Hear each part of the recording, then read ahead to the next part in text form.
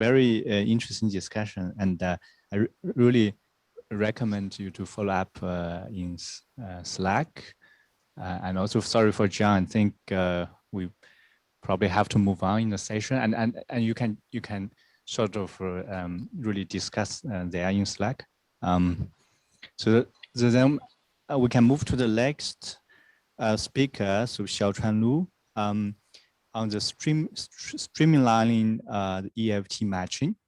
Xiaochuan, if you can hear me. Yes. Yeah, and please also share your screen, make it full screen, and go ahead. Thank you. Let me see.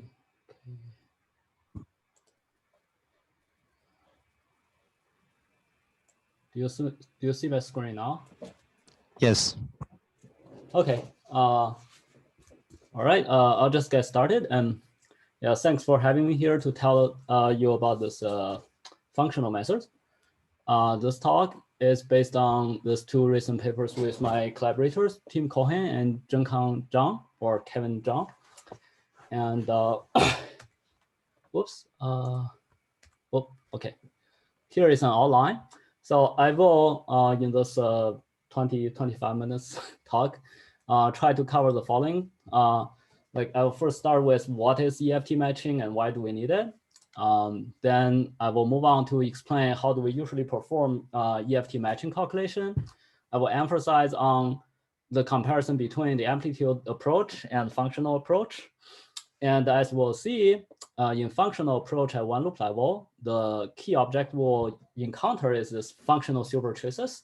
And I will explain. We will, in general matching calculation, we'll encounter just two types of functional super traces. There we call log type and power type. And we have written a mathematical package called STREAM to automatically evaluate this functional super traces. So after explaining this, I will summarize the prescription we recently proposed for functional matching up to one loop level, and then show you an application to this concrete UV theory where you have a single extended standard model and match it onto this map. Okay, so first, what is EFT matching? The EFT matching is just a procedure, like a more fundamental theory, which I will call the UV theory. Then at low energies, you get an effective theory out of it. So the prototype of this EFT matching in our quantum field theory is probably this Fermi theory of weak interaction, where you at tree level, you just shrink this heavy propagators of W and Z boson to get this full fermion interaction. And in modern particle physics, you have a lot more examples of EFT matching, such as SMEFT or HEFT or LEFT, heavy quark effective theory, or like QCD Carroll-Lagrangian, and a lot more other examples. Then one question I often get asked about is that if you know your UV Lagrangian already, then why do you still do matching? So to see the answer to this is that it helps with the precision. If that's what you care, that's the way you need to do it to do the calculation. So in general, let's consider this picture where you know the UV Lagrangian at some high energy scale capital lambda, and you want to predict with this theory some low energy observables like amplitude at the for example, electroweak scale. And then, of course, you can just go ahead and calculate directly with the UV theory. Then, in general, loop perturbation theory, you will get this structure. But you need to truncate the loop at somewhere, say one loop, then you just get this, at tree level you have one, and one loop you have one and log, then two loop and beyond you drop, right? But if you care about the precision, then those log square and log cube and the leading logs at higher loops may matter. So then a better way of addressing this is to do this so-called RG improvement. So you run the theory from the high energy scale down to this low energy scale, and then compute the low energy observable with this low energy Lagrangian. If you do it that way, that effectively resums the contribution of the leading logs So this is, of course, a better way of keeping track of the precision. But then this RG improvement is blocked if you do have a mass scale in between. Because in this case, above the mass threshold, you have both the light field and the heavy field, but below it, you only have the light field. So in this case, the two series are different and the RG running cannot be smooth. So you can run above the threshold and you can run below the threshold, but across the threshold, you have to match. So that's the modern vision of why you need the matching calculation. So this is quite a general calculation needed in general quantum field theory. So let's summarize this argument. So effective field theory describes physics with only low energy degrees of freedom. And the tree level is just very simple. You just shrink the heavy propagators and you get the EFT Lagrangian. At loop level, then of course you can directly calculate with the UV theory, but then typically you get large logs. If you care about them, you can RG improve the theory, namely run it down and calculate with the low energy theory. Then that helps with precision. But when there's a mass threshold in between, you have to match across the mass threshold. All right, so now we have the motivation. So let me explain how do we typically do this matching calculation. So suppose we know a UV Lagrangian. In this example, we have some beyond standard model theory. Then we're interested in what SMAP we could get or what EFT Lagrangian we could get once we integrate out some heavy fields. The typical way of doing this is that you first select a set of amplitudes, and then you calculate this amplitude with your UV theory. And that's, of course, in terms of the UV couplings. And then you calculate the same set of amplitude again with your EFT, where you sort of know the effective operators already for, by some construction like the previous talk was about, right? And then you compute it with unknown Wilson coefficients. So the amplitude you get is a function of this unknown Wilson coefficient. Now the third step is you require them to be the same. So you can solve the Wilson coefficients in terms of the UV couplings. So this is a typical way you can perform the matching calculation. This way, of course, it works, but then it has several challenges along the way. First, you do need to know the effective operators in advance. So you're just solving the unknown Wilson coefficient, but you have to solve the operators independently. Second, you also need to choose wisely a set of amplitudes that's sufficient to determine all the Wilson coefficients through this matching condition, right? If you choose too many of those, you're wasting your time. If you're not choosing enough of them, then you cannot solve all the Wilson coefficient, right? Then this second step, the second complication is also worse when you consider this linear redundancies among the effective operators, right? So that could confuse you on whether you have chosen enough amplitudes to determine your Wilson coefficients. Thirdly, it's obvious that this procedure of matching is very computationally expensive. So ideally what we want is like a direct way that you can go directly from the UV Lagrangian to the EFT one, taking only the UV Lagrangian as the input, and you don't want to work out ideally, you don't want to work out the effective operators in advance. Then you hope this procedure can generate and tell you which effective operators are there in this specific matching by this algorithm itself. So this can be achieved by functional methods. So basically, we use this 1PI generating function nodes, gamma, to match.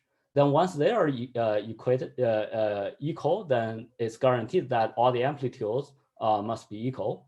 And in this way, you can abstractly solve this matching condition and get an explicit expression of the LEFT in terms of the LUV. So that means functional matching is nothing but systematically solve a procedure of systematically solving the amplitude matching procedure. Okay, so up to excuse me, up to one loop level, the solution looks like this. So at tree level, you just plug in the equation of motion for the heavy fields. That's what we call capital phi sub c. That's the solution to equation of motion. And at one loop level, the expression looks a little bit more complicated. Then you need to take second order functional variation of the UV action, and then plug in the equation of motion, and then evaluate the super trace then to get the one loop effective Lagrangian. Although this looks a little bit complicated, but still you can see very clearly that you just take the UV Lagrangian as your solely input. You don't need to know any effective operators or operator bases in advance if you follow this procedure.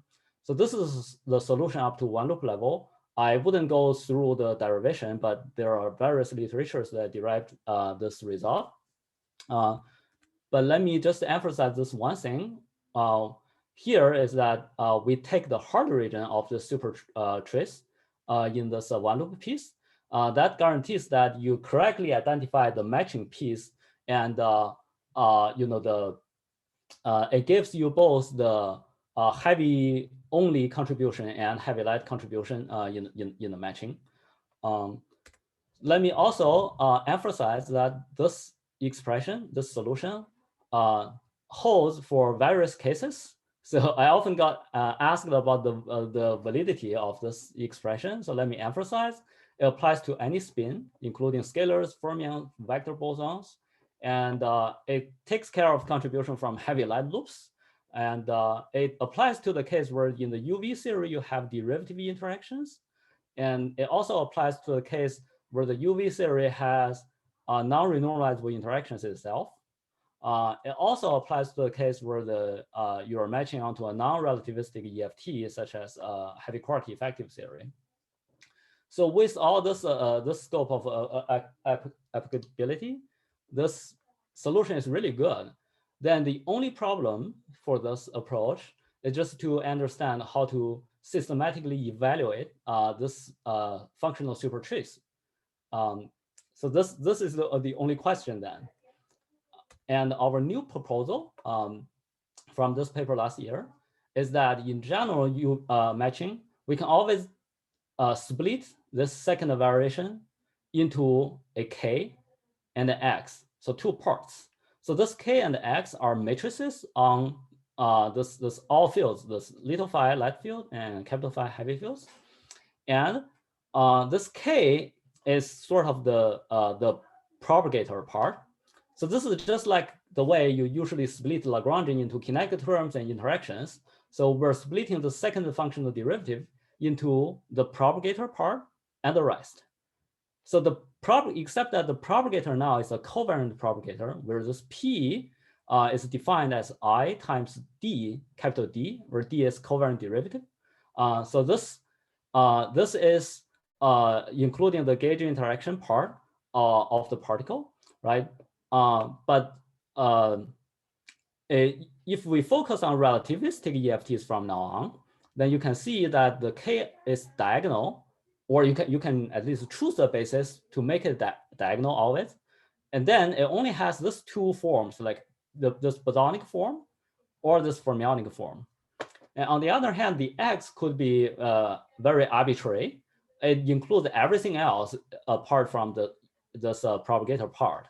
And it could have this non-derivative interaction piece, or any interaction with open covariant derivatives, like first order, second order, and so on. So you can always organize it into this form. And once you organize it this way, you can expand this log into log K part alone and a power expansion. And the point here is that because of this splitting, the matrix X, the interaction piece, always has at least an operator dimension 1. So it has positive operator dimensions because the propagator part is in K, right? So in a practical matching, say if you want to truncate, if you have to truncate somewhere, right? If you're interested up to dimension 6 or dimension 8, dimension 10, some number, then although this is an infinite series, then only a finite number of terms will contribute. So you can just simply enumerate all the possible terms from this expansion. And this is what we call these two terms, two types are what we call log type and power type, respectively. Okay, let's look at them one by one. The log type is relatively simpler because it's UV universal. Because you see K has this bosonic propagator form or this fermionic propagator form anyway. So the only dependence of this K on the UV theory is the representation. So which gauge representation you are in for your heavy particle. But apart from that, the format of this log type supertrace is pretty much fixed. So then we can go ahead and evaluate this tool. So it's just bosonic case and fermionic case, and you use the definition of functional trace and put it in, and expand this p mu, and then you can just get a bunch of its own commutators, namely the field strengths and their derivatives. So you can get in general this expression, but then of course in the end you take the little trace, which is trace over the representation of the heavy particles, and those depends on the specific UV theory you're talking about. But that's the only dependence. So this is relatively simpler. Then the power type, that's more complicated because it does depend on which UV theory you're working on. And I can give you just one example so that you have a taste on what it looks like in general. So this is an example. So you see the power type is like a product sequence of 1 over k and times x. But because k is diagonal, so then this thing is largely just determined by which propagator you choose. So in this example, I choose one heavy propagator, one light propagator here, and a heavy one and light one. Then the x has to be just connecting the indices, the corresponding particles.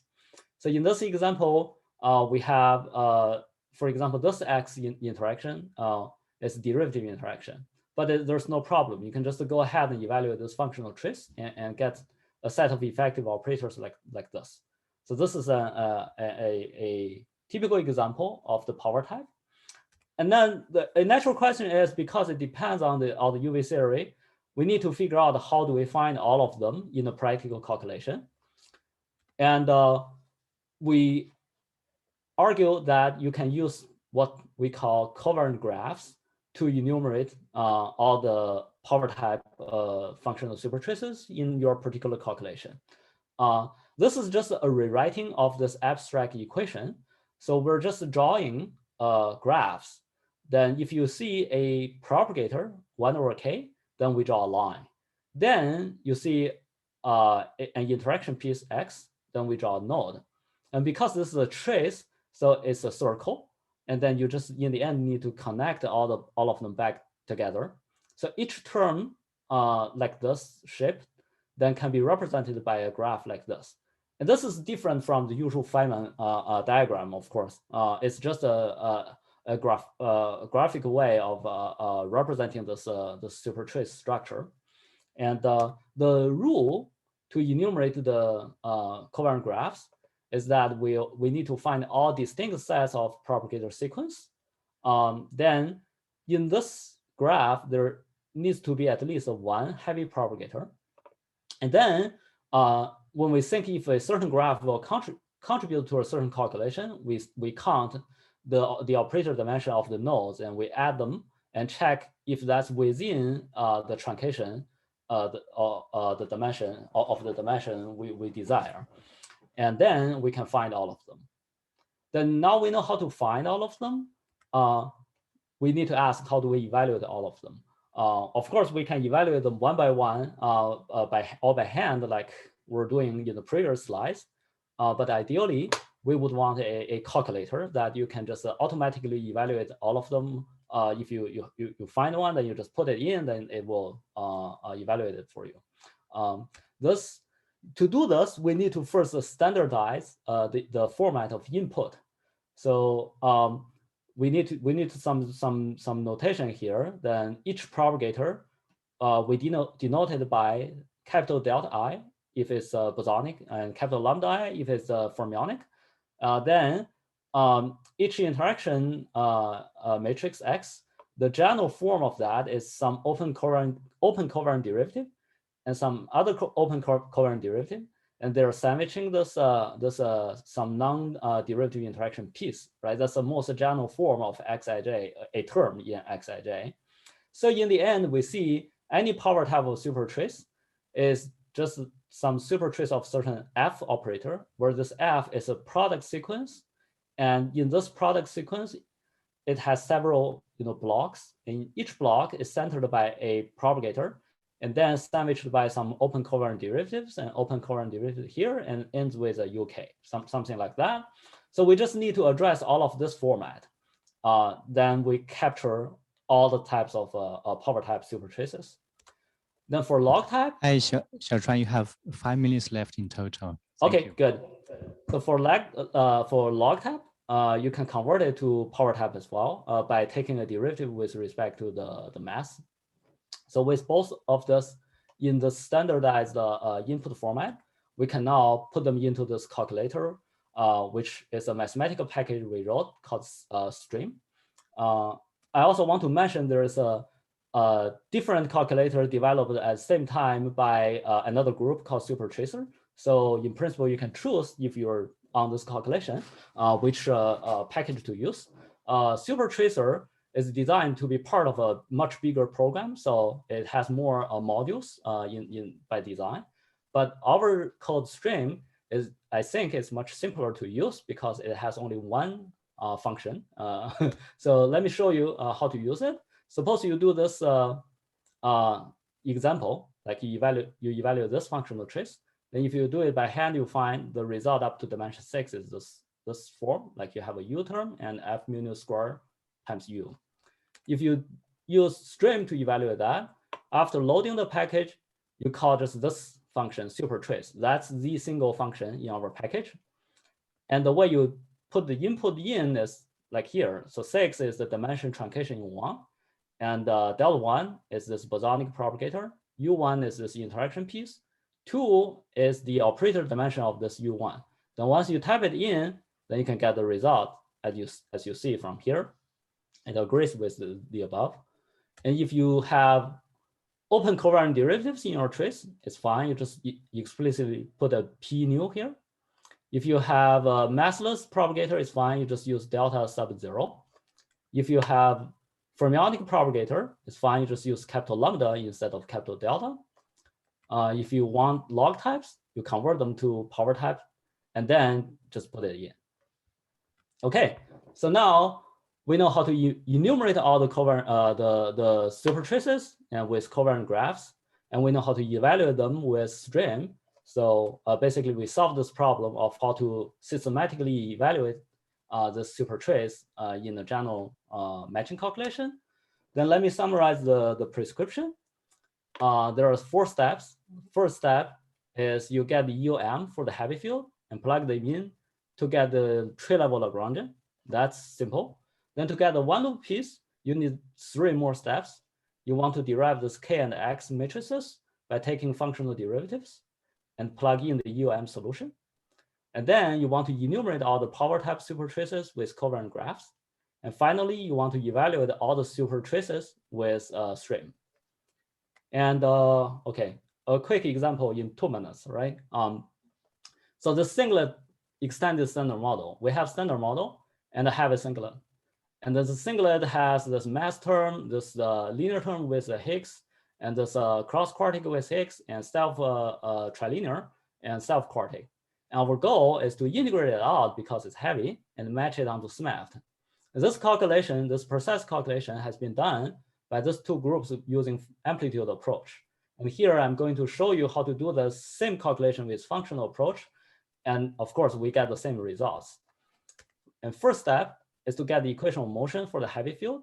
And the heavy field is this singlet S. So then we have the light field here and the heavy field here. And the equation of motion for the heavy field, you just take functional variation. You get this one and solve it. And the solution of that can be expanded by the operator dimension. And you get operator dimension 2, which is h mod square, and 4, h mod fourth, and partial square, h mod square, and so forth. Then you plug them in. This is the tree level EFT Lagrangian. to go to the one loop, you want to derive k and x by taking sectional, second functional derivative. And the k is just the usual propagators for all these fields, right? And x is a little bit complicated, right? Because there are something like 10 by 10. This is 10 by 10 matrix.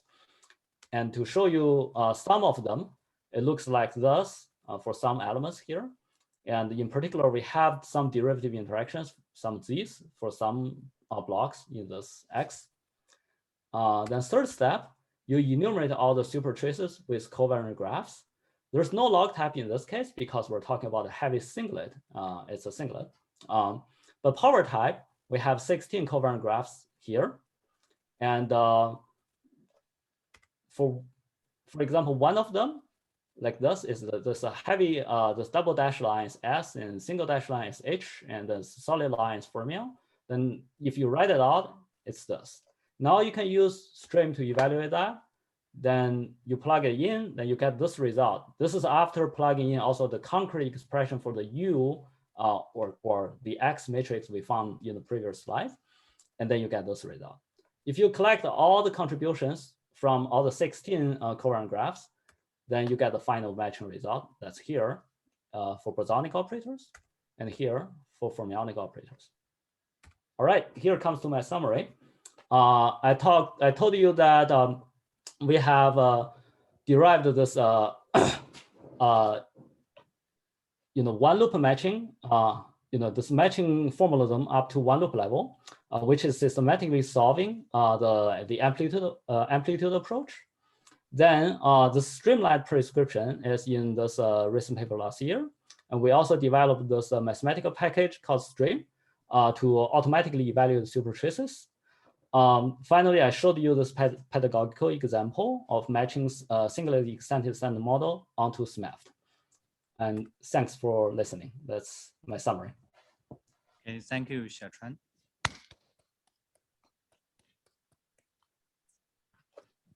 Okay, so we have time for one or two quick questions.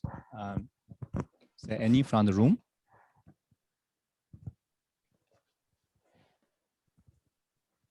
Hi, Xiaochuan. This is Sen.